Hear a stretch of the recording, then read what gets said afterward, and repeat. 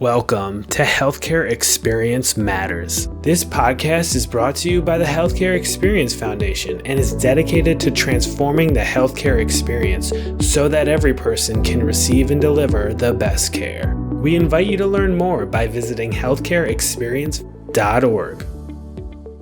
Hey Brian, welcome and thank you for joining me. First of all, just tell us who you are and what originally motivated you to attend the DEI Foundations Certificate program. My name is Brian Bustoz. I'm the Director of Patient Experience for Dignity Health, Phoenix, Central, and West Valley Market in Phoenix, Arizona. And what motivated me to attend this certificate program is the focus that we have within our own organization right now that's focused on health equity, as it is a new Joint Commission standard.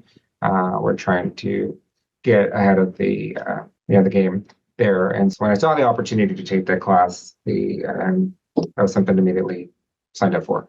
And we were talking a little bit before I hit record here, and you were sharing some really great takeaways and insights. We also talked about the implicit bias takeaways, if you wanted to maybe start there. Yeah, so the implicit bias regarding educating our staff to ways not to have the implicit bias, right? And understand what that means. And for our nursing staff and for our providers to help them as they engage with the patients and communicate with them to have a more meaningful communication, and also to how they document in the health record, right? So that would be something that would be opportunity to help them as well. Brian, you were telling me before about some of the importance of attending it because of some of the inequalities that you might be seeing out there in the healthcare landscape in terms of access to patient care and that type of thing. Was there anything you wanted to comment on there?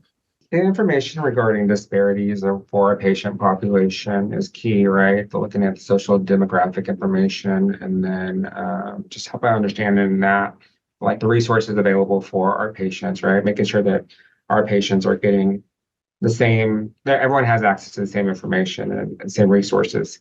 And that is key for making sure that when the patients are going home or while they're here, we're helping them with those resources and understand how to easily access them.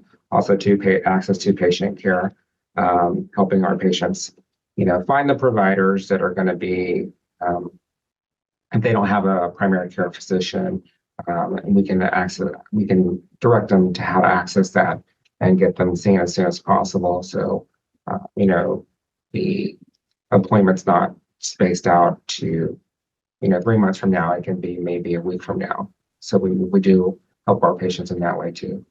Is there anything you would say to a colleague that might be on the fence about attending an event like this, or is there a reason you would recommend that they at least make some time for this kind of education?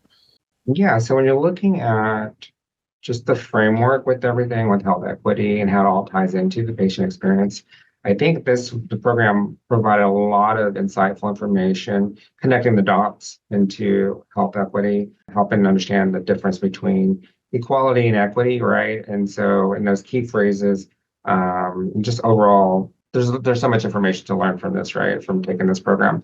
And I think it is very valuable on that piece there as organizations are shifting and moving, adding health equity to their framework for patient experience, right? And I think that'll be key for not only patient experience professionals, but also for nursing and providers as well, to engage in that.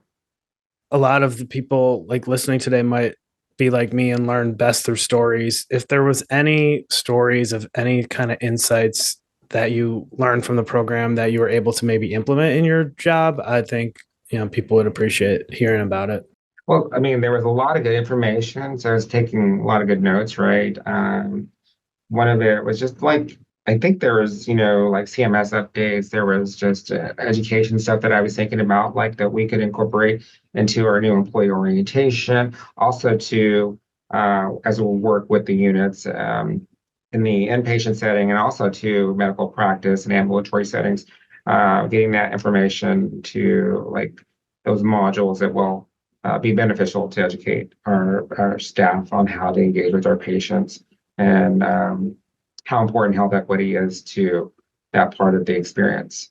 It seems to me like you're someone that's very driven by learning any just overall takeaways on the importance of lifelong learning? I mean, once you're in a job, you never stop learning, it seems like. And I just want to get your feedback on that. Always have these learning opportunities, right? And as we progress, I mean, it's never ending. So just kind of take up the opportunities to learn about things, like this one is a perfect example. AI is another one, right? Just these things that are coming new. You always want to stay ahead of things, right? As we take these things and how to learn how to incorporate them into everything we're doing, right? To make it more effective and efficient for our patients. And not only that, but also for our staff and for, our physician partners. Brian, it's been a pleasure getting to talk with you today. It's great to talk about this stuff, but then to actually hear about how it can actually be implemented in day to day is just really helpful for me. So I appreciate your time today, Brian. Thank you so much. Yeah, thank you, Casey. Appreciate your time. Thank you for listening to today's episode of Healthcare Experience Matters. Healthcare Experience Matters is brought to you by the Healthcare Experience Foundation. To learn more, please visit healthcareexperience.org. That's healthcareexperience.org.